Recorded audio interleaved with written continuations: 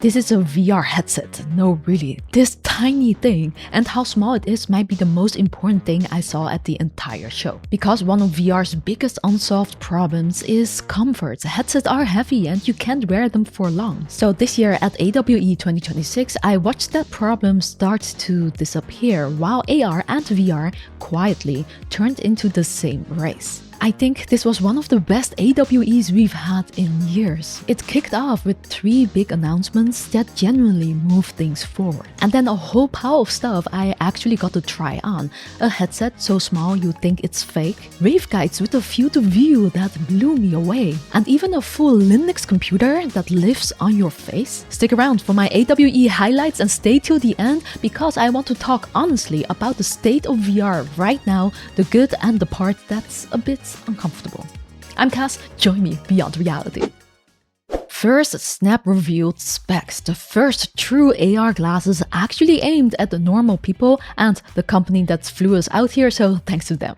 Second, XREAL gave us the full picture on Project Aura, now XREAL Aura, a headset that could change how portable VR gets. And third, Qualcomm dropped its most powerful XR chip ever, the Snapdragon Reality Elite, which XREAL Aura happens to be the very first device to use. So let's start with the one everyone's talking about. Snap officially revealed specs, opened pre-orders, and these are fully standalone true AR glasses, and that word true is doing a lot of work. Because true AR means glasses you could actually wear in daily life with thin see-through displays that drop virtual objects into the real world and let you walk around them and interact with your hands. Not a tiny fixed HUD like the Meta Ray-Ban display, not video glasses that only mirror a screen. Specs is the first one really going for it. Think of that Pokemon Go dream, actually seeing a creature in front of you, catching it like it's really there, without a phone. That's the kind of AR specs is chasing. And the numbers are pretty good. A 51-degree diagonal field of view, which is HoloLens 2 territory, but in something that looks like glasses at just 132 grams. And this is crazy, motion to photon latency of just 7 milliseconds, the lowest I've ever heard for a 6DoF product. Latency is what makes AR feel real instead of making you sick, so that matters. And then there's the lenses, which I think are kind of underrated. They're electrochromic, so they go from clear indoors to fully tinted outdoors in about 10 seconds. The Meta display takes around a minute. And unlike normal photochromic lenses, specs can even tint through a car windshield. Now, Snap also has a huge developer community already, so there are apparently hundreds of lenses ready at launch. That's the kind of head start most new platforms would kill for. In the keynote, they showed a screen viewer for watching video anywhere, extending your laptop screen, real-world navigation, contextual AI that pointed out where to put the coolant in your car, live translation, and they said it's privacy built in too, like there's a LED glowing when you're recording. So honestly, I was standing there amazed, but I know the demo graphics can look a bit rough. But graphics always catch up. The hard part is real 6DoF AR through a waveguide in something you can wear outside, and that's what they've solved. So the potential is clearly there, and it's shipping this fall in the US, UK, and France. But then they told me the price. It's $2,195 US. But what gets me even more than the price is that they didn't have a single hands-on demo at AWE. For something you can pre-order right now, that's kinda strange. My 2 big worries are battery and heat. Snap rates them at up to 4 hours of mixed use, 20 with the case. But mixed use could mean anything, so I take it with a grain of salt. Plus, the dev kit overheated fast, so did they solve that? No one knows yet. So at 2K and without any hands-on impressions, I'd personally wait until you've seen one, preferably here. But there's something I actually got to try that I think a lot of you have been waiting for, the XREAL Aura. But first, a quick thing that's genuinely worth your time. This is for you if you're into Quest, Steam Frame, or anything XR, and all you have to do is fill in a survey and get the chance to win a $300 voucher. You don't have to buy anything, just answer a few questions and you're in the running. Plus, it's your your choice how to spend it, so yeah, that could go straight into a headset upgrade. This is the Developer Nation survey, and thanks to them for sponsoring this part of the video. It's already their 32nd edition, and it specifically calls out AR and VR as its own sector, so it's not generic tech survey stuff, it's actually our corner of the industry. It takes a few minutes, you can stay anonymous, and it's in multiple languages. And here's why it's worth it. The more XR folks who fill it out, the more accurately the industry understands what our space actually needs, and that matters for keeping this community growing and diverse. Check it out, link is in the description, and I filled it out too. Okay, so if specs is one path to the future, the XREAL Aura is a completely different one. Aura is built to bring a big portable screen and real spatial content anywhere you would like, and I think it's one of the most interesting head-worn devices right now. XREAL Aura takes the heavy stuff, the processor, the battery, the OS, and moves it into a separate compute puck you clip onto your pants. The glasses themselves stay under 95 grams. Yes, there is a tether, but for me that's a trade-off worth making because it keeps the glasses light while giving you a lot of power and a big sharp display. And this is the part you, my VR fam, will care about because it runs Android XR and uses that split compute puck. XREAL Aura is probably the first of these glasses genuinely able to play real VR games through something like virtual desktop in a glasses form factor. But it has electrochromic dimming too, so it can even do see-through AR when you want it. And running Android XR means the million plus apps already in the Google Play Store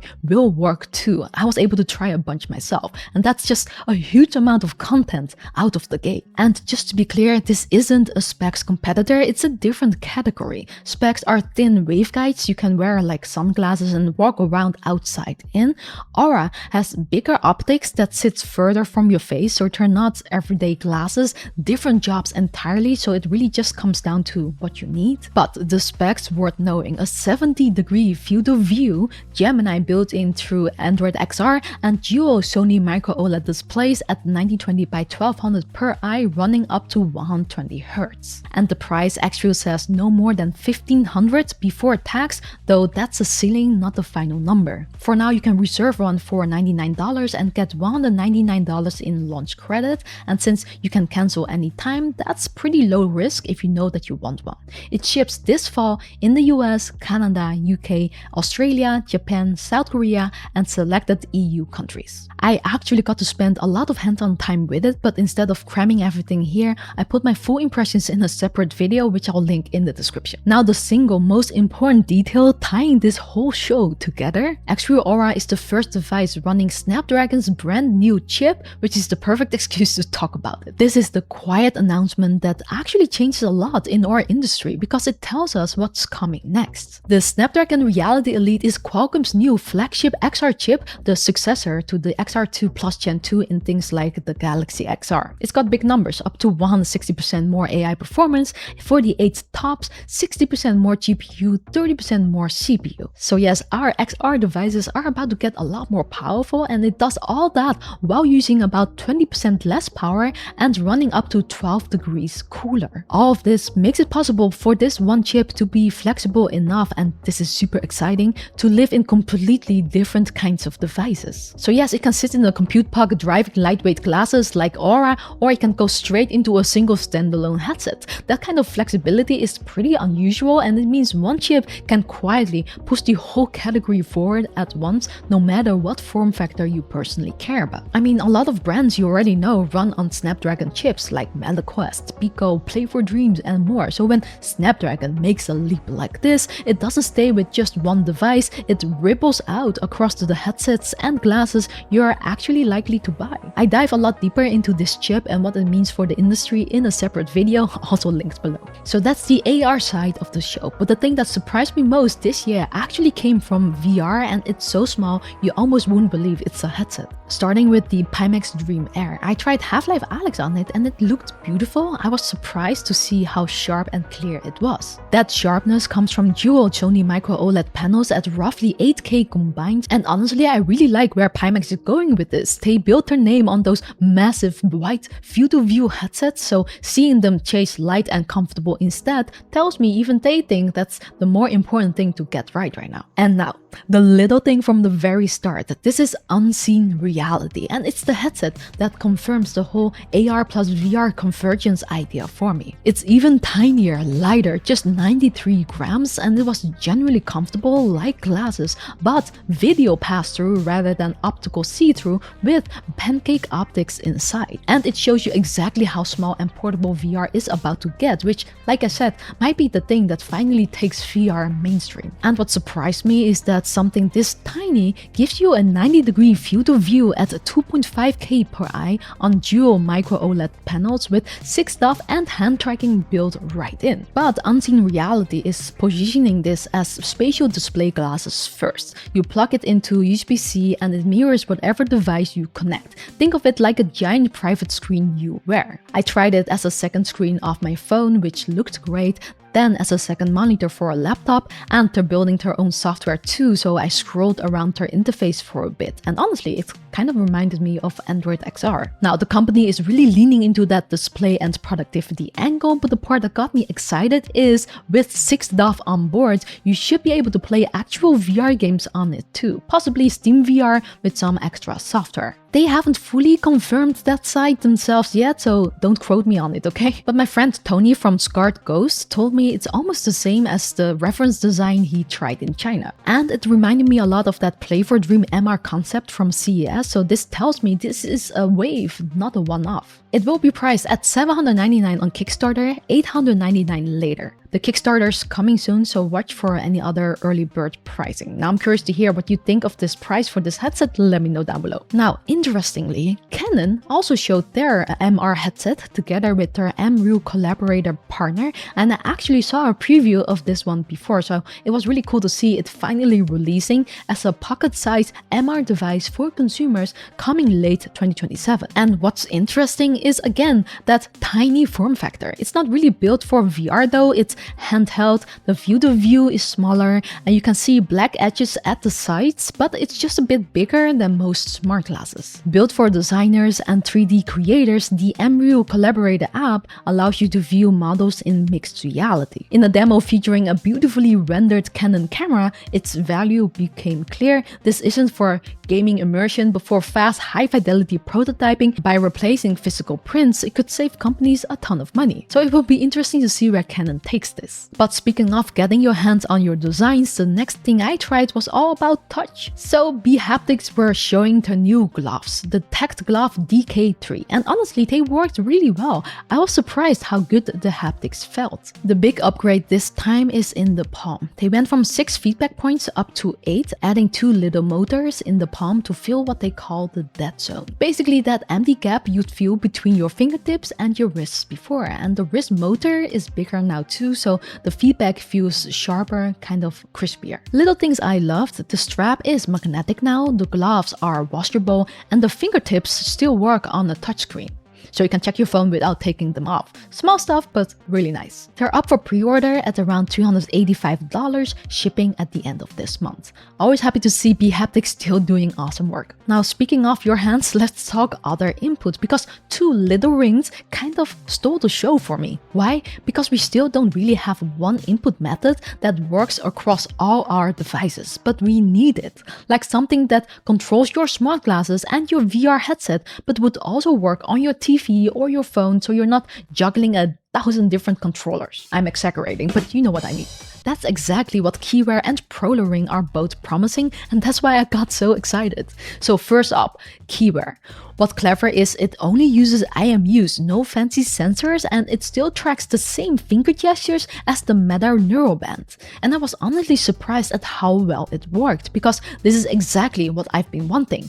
A Neuroband style of input with those gestures, but one that actually works across devices. And it seems like this little ring can do it. It does the thumb on index finger to navigate menus, scrolling left, right, pinch with the index and thumb, pinch with the middle and thumb, all of it. It even adds some new stuff like circle gesture for volume and a cross to end the call. And it's universal. They showed it working with the TV, a VR headset, the phone, laptop, smart glasses, basically anything that uses Bluetooth. They showed me instant switching between devices, connecting 2 rings to one device, even playing games. Pretty amazing. KiWear is launching on Kickstarter this month. Then there's the Prolo Ring, which goes for that same cross-device dream just in its own way. And fun fact, it actually won an Augie Award here at the AWE, so I'm clearly not the only one who liked it. It's similar to KiWear, but with the different gestures as it uses a touchpad for taps and swipes.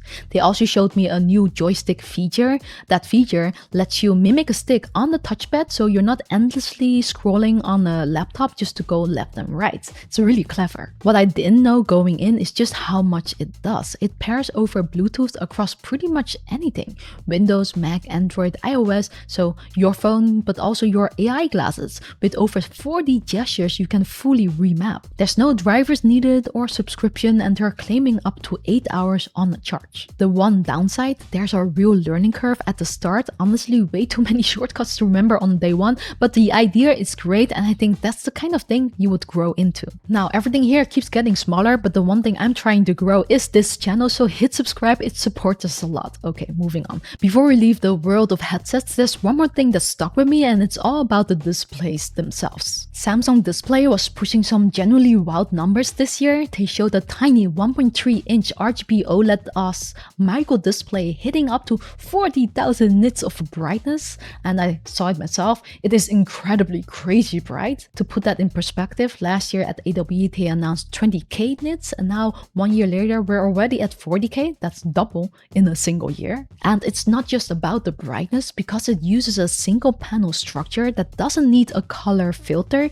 Samsung says it's more efficient and lasts longer too. The screen has a high resolution, so you can get fine details with really sharp clarity, and the colors come through vivid and rich, which is exactly the kind of thing you want for immersive XR. But here's what really caught my eye, because it wasn't just headset displays. Samsung was also showing a pair of smart glasses with the tiny 0.62-inch RGB OLED displays, and honestly they looked really good, like genuinely beautiful, super crisp, really vibrant colors, and just clean and clear to look through.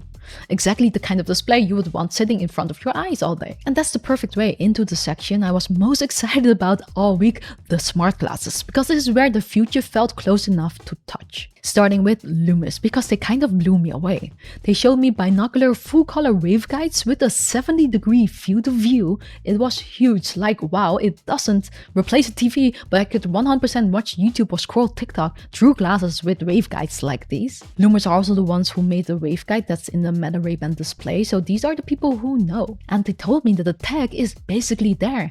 Manufacturers just take years to ship real devices, so today's display glasses are actually running on waveguide tech that's already a few years old.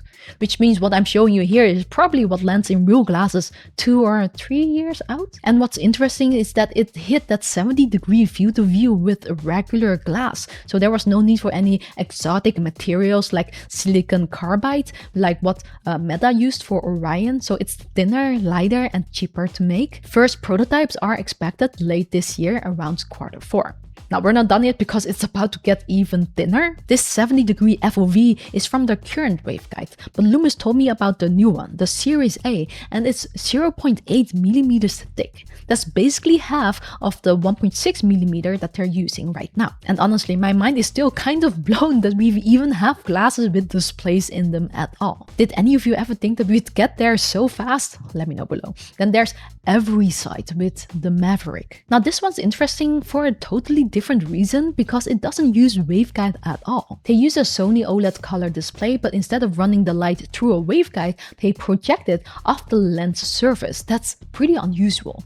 They call the tech beam, and the whole pitch is that skipping the waveguide makes it brighter, lighter, and way more efficient, so a lot more battery life. I tried the Maverick Sport, which is just 47 grams, has 8.5 hours of battery, but the software is offloaded to your phone and watch. The other versions, the Maverick AI and AI Pro, are supposed to launch in August. The Pro even adds eye tracking and an SDK so developers can build their own apps for it. I tried the Sport and it looked great, although I'll be honest, it sat pretty far up off my face and it didn't fit me well. But getting a display like that with no waveguides at all, I love the innovation. Now, before we move on to my favorite of the show, let's talk about Ganzin Jorjin Technologies, who showed me the Aurora IIE. IIE. Okay, so this one's a bit nerdy, but stay with me. I keep seeing these tiny eye tracking modules that are finally small enough to fit in real smart glasses. And Ganzin put theirs right in the nosepiece, almost invisible. And that's the exciting part for me. Eye tracking adds a whole input layer.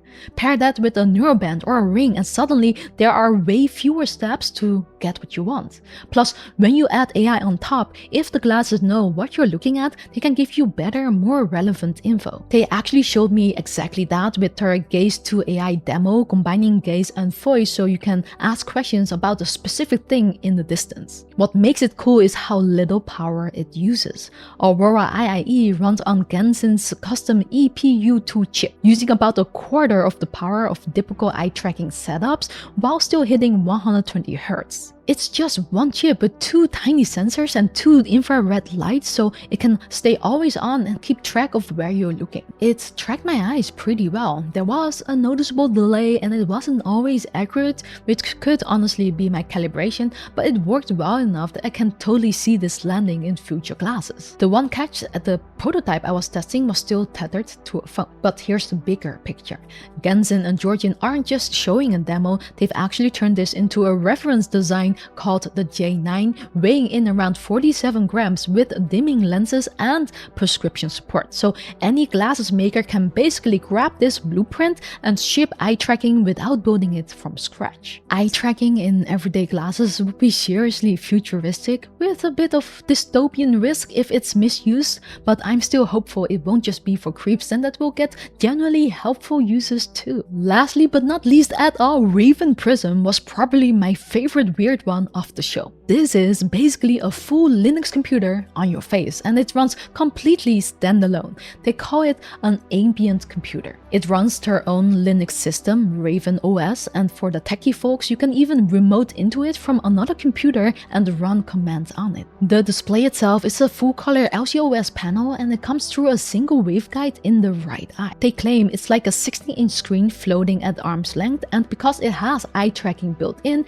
you can control the whole thing hands-free just with your eyes and voice. And the battery part is actually so smart. The batteries are hot swappable. They call them Raven Rings, so when one runs low you can just swap in a fresh one without shutting anything down or losing your work. That's actually a clever answer to the all-day wear problem every pair of glasses runs into. And it's developer first and open. The SDK is already up on GitHub. It's set to ship with more than 25 apps. They're also really leaning into privacy. They said they're against surveillance capitalism, so they built it in from the start. Everything runs on device and they're not selling your data. And on top of that, there's a physical cover for the camera that stays on by default. This genuinely gets me so excited because Linux usually means the freedom to run pretty much anything you want on them, and I'm really intrigued to hear how they pulled that off while keeping the form factor this small. But here's where I stay cautious. This is still a preview from a small startup. They were showing prototypes, but it's launching later this year with a tentative price around $1,500. So I'm genuinely curious, but I want to see them actually ship it before I get too excited. Okay, so after putting on basically everything at this show, here's what it all actually added up to. The VR and AR convergence is happening right now, and I think it's wonderful. You can view us shifting away from big immersive VR towards these lighter AR and smart glasses form factors.